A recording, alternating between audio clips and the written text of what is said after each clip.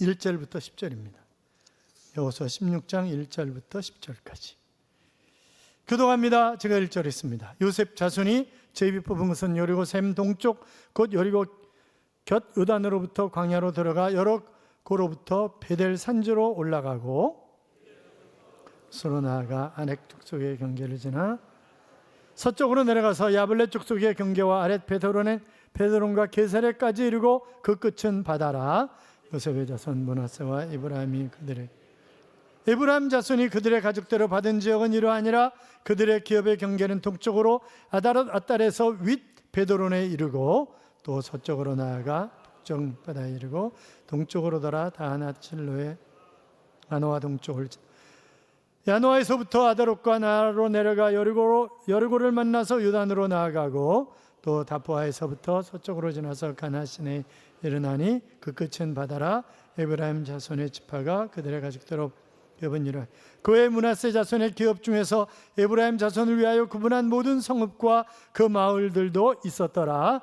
그들이 게셀에 거주하는 가나안 족속을 쫓아내지 아니하였으므로 가나안 족속이 오늘까지 에브라임 가운데 거주하며 노역하는 종이 되니라.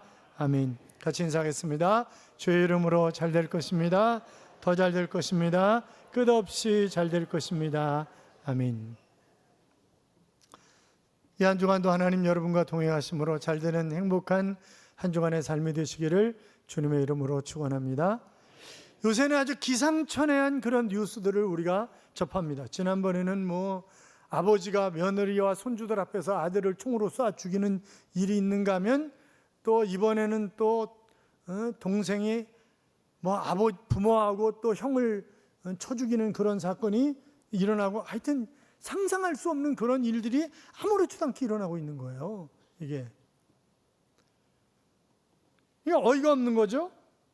그러니까 그런 세상에 우리가 살면서 해야 할 중요한 일이 뭔가, 물론 자녀가 부모에게 순종해야 되지만 그러나 먼저 부모가 자녀에게 잘해야 합니다. 믿음으로.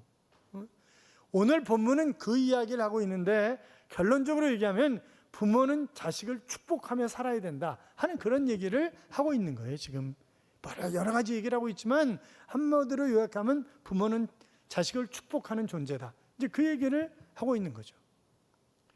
제미 칼럼니스트의 최효선 목사님이 쓴 어머니는 누구인가라고 하는 그런 글이 있습니다. 가만히 들어보세요. 어머니는 백과사전이다. 아이들의 질문에 서슴지 않고 대답한다. 해가 지면 밤은 어디가 있는지, 제트기가 어떻게 날아가는지, 한국의 수출품이 무엇인지, 고양이 새끼가 어디서 나왔는지 척척 대답한다. 어머니는 인류 수리공이다. 자전거 체인에 말려든 한쪽 바지가랑이를 찢지 않고 꺼낸다. 셀로판 테이프와 머리핀만 가지고 대부분의 고장은 다 수리한다. 어머니는 배관공이다. 목욕탕에 물이 안 내려가는 곳에 휴지가 걸려 있다는 것을 보지도 않고 잘한다. 어머니는 간호사다.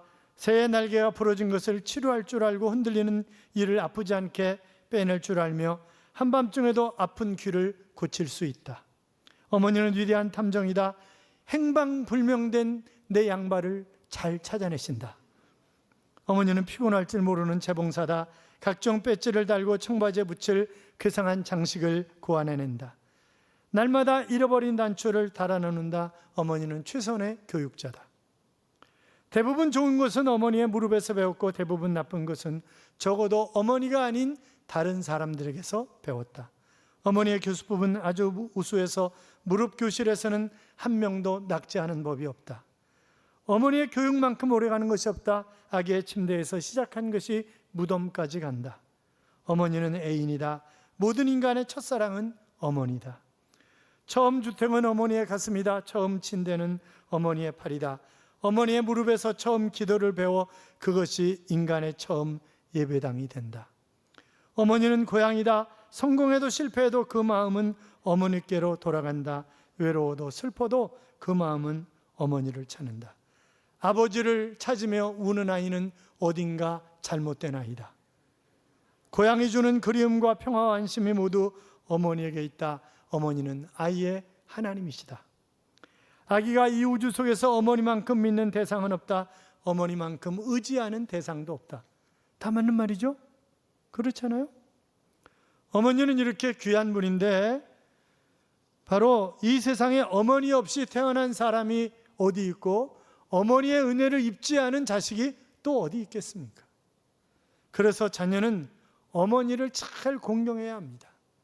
물론 부모님을 잘 공경해야 됩니다만 어떻든 잘 공경해야 되고, 부모는 자녀를 믿음과 사랑으로 잘 양육해서 믿음의 계보를 이어가며 하나님의 영광스러운 일꾼으로 쓰임받을 수 있도록 준비시켜주는 역할을 해야 하는 것이 바로 부모의 역할입니다.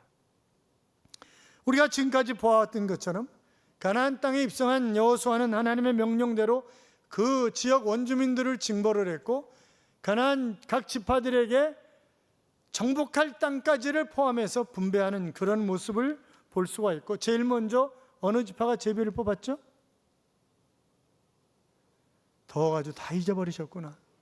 유다 지파가, 넷째 아들임에도 불구하고 유다 지파가 제일 먼저 지파를 뽑은 것은 그가 장자의 신앙을 가지고 있었기 때문이다 하는 그런 말씀을 드렸어요. 그렇잖아요. 이 유다 지파는 항상 앞장서는 그런 지파였어요. 그래서 사사기 1장에도 보면 여호수아가 죽은 후에 누가 싸우러 올라가리까? 그리고 하나님 앞에 간절히 기도하니까 유다 지파가, 그래서 유다 지파가 올라갔다고 말씀을 드렸잖아요. 자, 그런데 오늘 희한한 일이 또 벌어지는 거예요. 아니, 장자가 누구예요? 루벤이잖아요. 그런데 루벤은 죄를 지었기 때문에 지금 장자의 복을 받지 못하는데, 그러면 두 번째 복을 받냐? 아니, 그것도 아니야. 이제 넷째에서 11번째로 가요. 요셉으로 가는 거예요. 요셉 지파에게로. 그런데 요셉에게는 또 아들 둘이 있었잖아요. 에브라임과 므낫세가 있었는데 아들 둘에게 한 지파씩 목을 주는 거예요. 그러니까 요셉에게는 두 지파 목을 준 거잖아요. 그러면 그게 다 어떻게 된 거냐? 야곱이 축복한 대로 다 이루어지는 거예요. 야곱이. 창세기 48장 49장에 보면 야곱이 12아들들을 축복하는 그런 장면이 나옵니다. 물론 시므온 같은 경우는 복은 하나도 없고 저주만 받았습니다만, 어떻든 보면 루벤은 장자였으나 그는 탁월치 못할 것이며,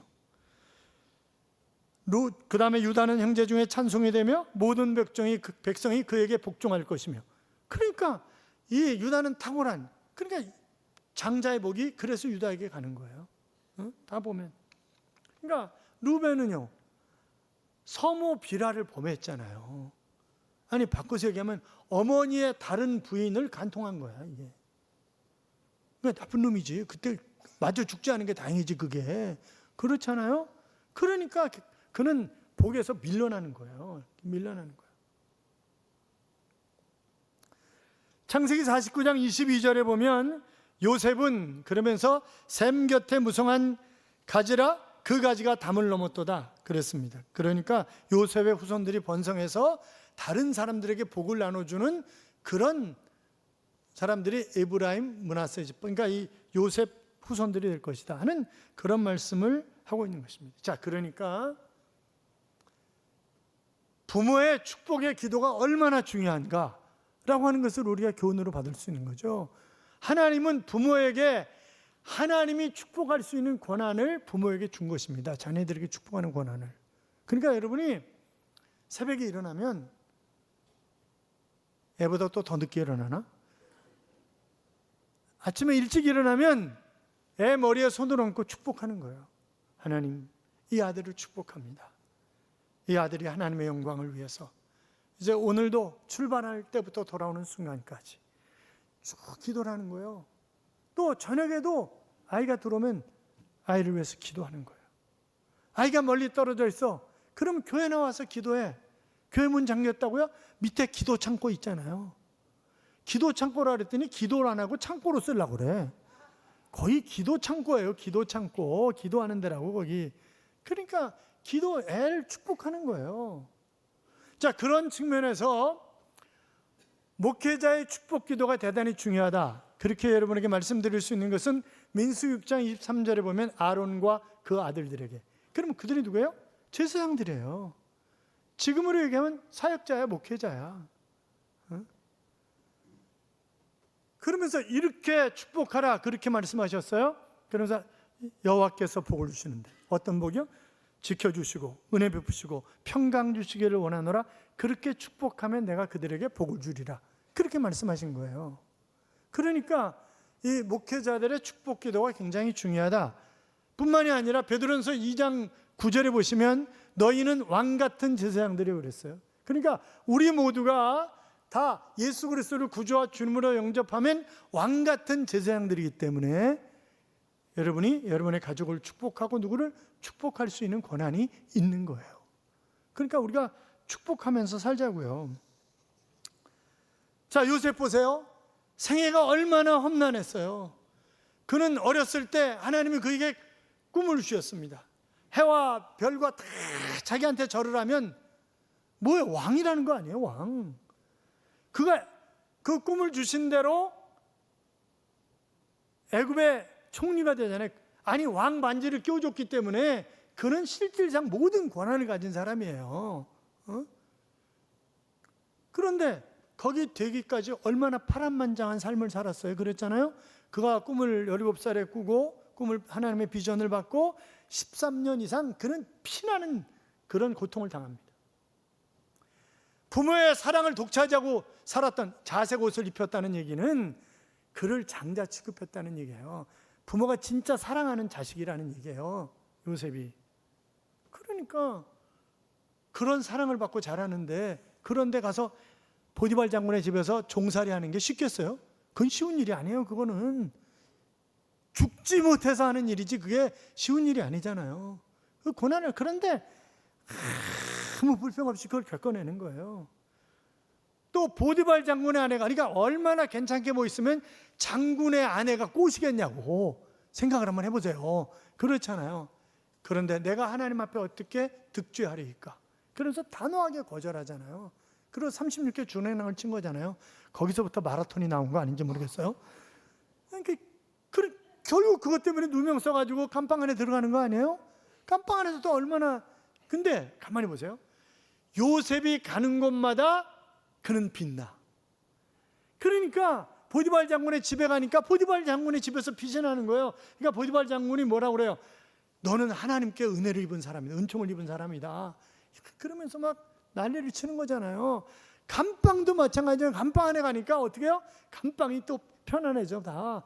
그러니까 간수가 어떻게 죄수한테 모든 걸 다 맡기겠어요? 다 맡겨버리잖아, 모든 거를 그냥. 그러니까 이 사람이 가는 자리마다 빛이 나는 거예요. 그러나 그가 그럼에도 불구하고 엄청난 시련과 역경 속에서 10수년을 견뎌낸 거죠. 형들한테 인신매매 당한 거 아니에요, 결국? 그리고 그 고난을 당하는 거잖아요. 그런데 일편단심으로 하나님만 의지하고 살았더니 바로 하나님이 그에게 복을 주셨고, 그리고 7년 흉년이 들어서 전 세계가 다 굶주림 속에 있을 때 애굽은 풍요로웠고, 그래서 아버지를 위시해서 가족을 불러내려서 결국 가족이 먹고 살 수 있도록 고센 땅은 아주 비옥한 땅입니다. 거기는 나일강 오른쪽에 있는 아주 비옥한 땅이거든요. 그러니까 거기서 막 기하급수적으로 번성하는 거잖아요. 그래서 결국 이스라엘이라고 하는 민족이 형성되는데 결정적인 기여를 누가 하냐? 요셉이 하는 거예요, 요셉이. 그런 요셉에게 창세기 47장에 보면 아버지가 불러요. 이제 내가 갈 날이 멀지 않았다 생각을 하고 아버지가 부릅니다. 그리고 뭐라고 했냐면, 아들아, 내가 죽거든 우리의 조상인 아브라함과 이삭이 묻힌 그 땅에 나를 묻어다오. 그렇게 유언을 하는 거예요. 아니, 자식들이 많은데 요셉에게 그 유언을 하는 것은 왜 그래요? 그만큼 요셉을 사랑하고 요셉을 믿었기 때문에 그 요셉에게 부탁하는 거 아니겠냐고요. 그렇잖아요. 그러면 자, 요셉 봐요. 더블로 복을 받는 거예요. 그거는 이제 더하였다, 그런 축복 가운데 있는 말씀처럼 더해준 거잖아요. 그런데 이 에브라임과 므낫세, 이 복을 받는 것도 중요한데 복을 잘 지키는 게 굉장히 또 중요해요. 왜냐하면 이 아들들이 그 에브라임 므낫세 지파가 받은 땅이 이스라엘의 중앙 땅이야. 요단강, 아니 므낫세 반지파는 요단강 동평 땅으로 이미 받은 거잖아요. 그러니까 요단강서부터 지중해까지 있는 중간 땅이 바로 에브라임 므낫세 지파 땅이에요. 그 얘기는 뭐 교역이라든지 모든 것에 할 수 있는 그런 조건이 잘 갖춰진 그런 땅을 차지했다고 하는 그런 얘기 아니겠어요? 자, 그러니까 그들은 아버지의 후광을 입은 거다. 그렇게 생각할 수 있잖아요. 그렇잖아요. 아버지의 후광을 입은 거죠. 그러니까 여러분은 아버지의 후광을 입으셨어요? 그런데 하나님 있잖아요. 우리 하나님이 제일 센 아버지잖아요. 제가 그 얘기 또 하는데, 제가 군대 갔는데 여자분들이 제일 싫어하는 게 군대 얘기고 그 다음 싫어하는 게 축구 얘기이기 때문에 아주 싫어하는 얘기는 군대 가서 축구한 얘기예요.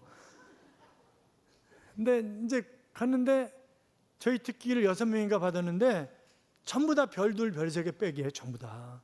그러니까 대한민국 공군 역사상 처음 나온 특기였어요. 그러니까 항공모함에 설치되는 기계를 만지는 그런 특기예요. 대한민국에 항공모함이 없잖아요. 그러니까 그냥 활주로에 있는 거고 맨날 노는 게 하는 일이에요. 그런데 그 6명 중에 5명이 별둘 뭐 작전사령관 쪽하면 할 것 없이 하여튼 별둘 별셋이야. 그런데 그 6명이 다 어디로 가냐? 수원비행장으로 간다는 거예요. 수원비행장으로. 왜냐하면 서울에 제일 가까운 데가 수원비행장이 비행장으로 가야 되는 거니까 이거는 본부로 갈 수가 없는 특기니까. 누구만 수원비행장으로 왔을까요? 저만 왔지. 그래서 제가 이제 내 백이 제일 세다니까 이 자식들아. 그러니까 이제 또 하나님 얘기를 했어요.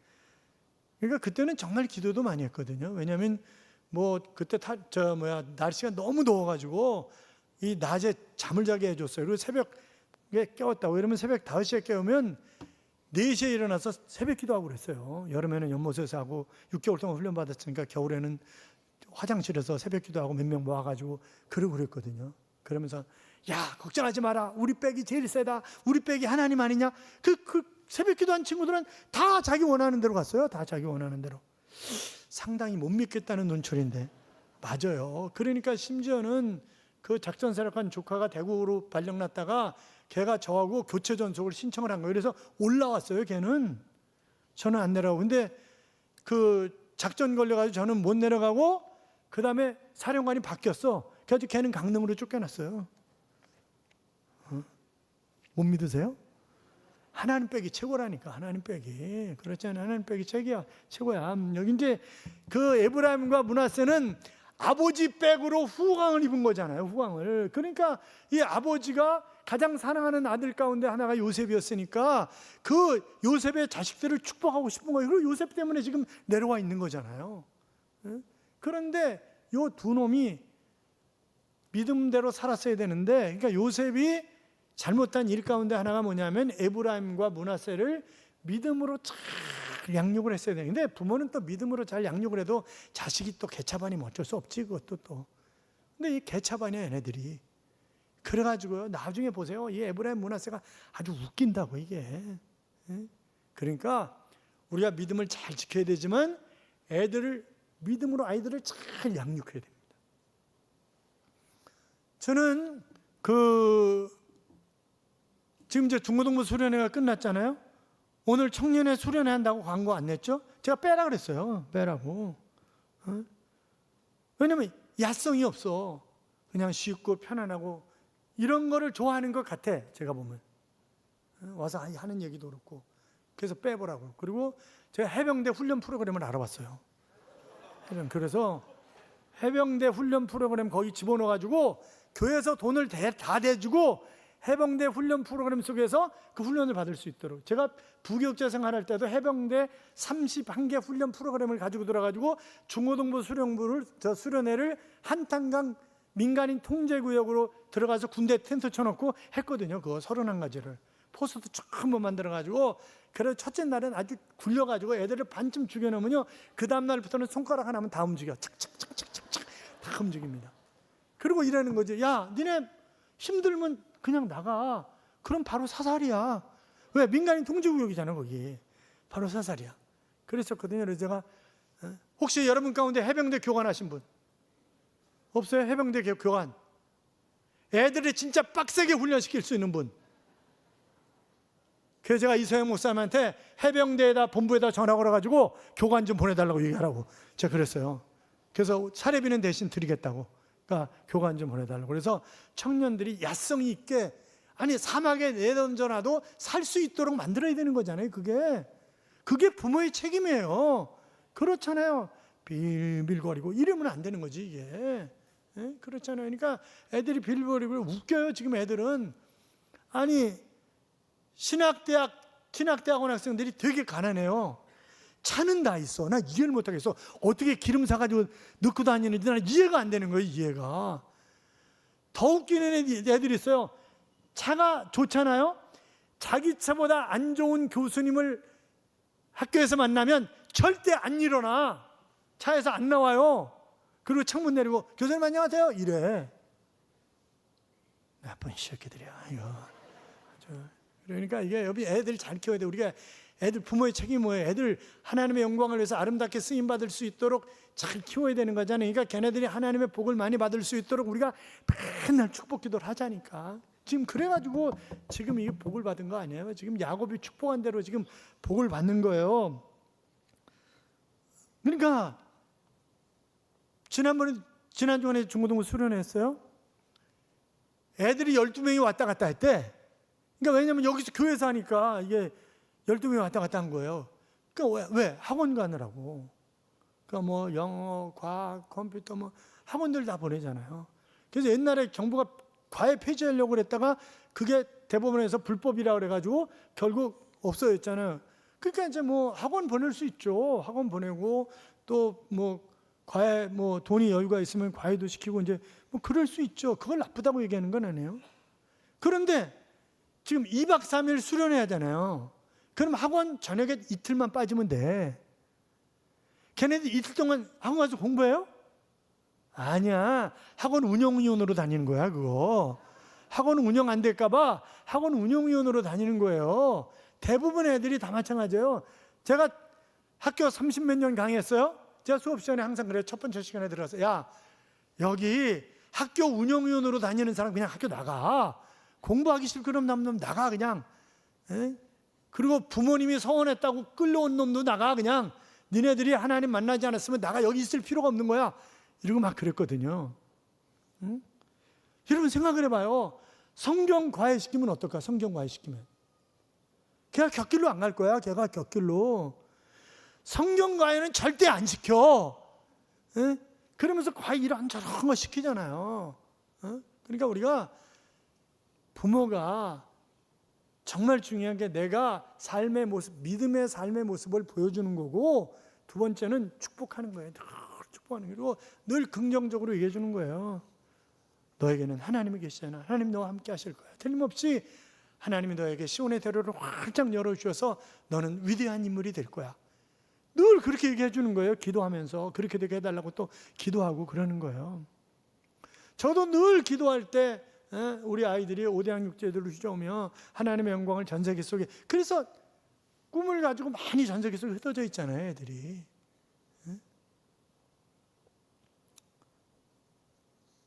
그 자식은 부모의 결정체입니다. 어떤 자식인가는 어떤 부모인가에서 나오는 거예요.